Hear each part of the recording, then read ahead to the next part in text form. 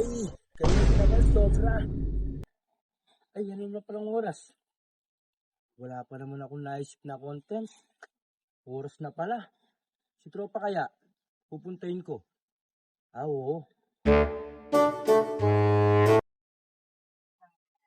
Tropa! Ay, tropa. Ano ginagawa mo dyan? Eto, nagpapapress po ako eh. Masyado na mainit. Oo nga eh. May naisip ka na ba ng content? Ay, oo nga pala no. Wala pa akong naisip eh. Si tropa kaya? Ay, oo. Si Mr. Murit no. Si aray ko, ang sakit. Oo. Tara, Tara natin siya. Tara. Nasaan na kaya yun? Dito lang yung press. Ay, ito pa siya. Ito pala siya. Nakakabigla ka naman. Kala namin, bulto ka na dyan. Arang-arang ka kasi sa daan eh. Para kang ano. May naisip ka na ba ng content? Wala nga din pre.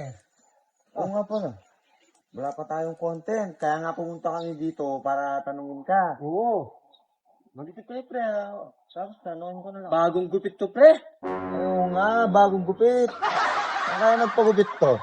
Saan ka nagpagupit? Sa daan, pre. Saan sa daan? Papagupit sana ako eh. Boy pa, pre. Yung nagupit sa kanya. Pero sa palagay ko, wala na. Mukhang patay na yun ng gupit dito. Tingnan mo yung ano nyo, pagka-page niya. Para siyang aso. Tingnan Ang dito. mukha niya si Dudat. Oo. Lagi nyo na lang ako pinagtitripan pre ah. Kada content natin palagi na lang ako nakikita nyo. Bakit may nagawa ba akong mali sa inyo pre? Wala naman. Biro lang yun. Biro, hindi magandang biro yan pre. Parang di mo naman alam. Tatawagin akong aso nito pre. Maganda yan. Para sa'yo. Tsaka aso ka naman talaga, pre. Talagang ganyan. Tignan mo si Jomar sa Kapampangan Vines. Oh, sino siya dun? Ewan ko sa inyo.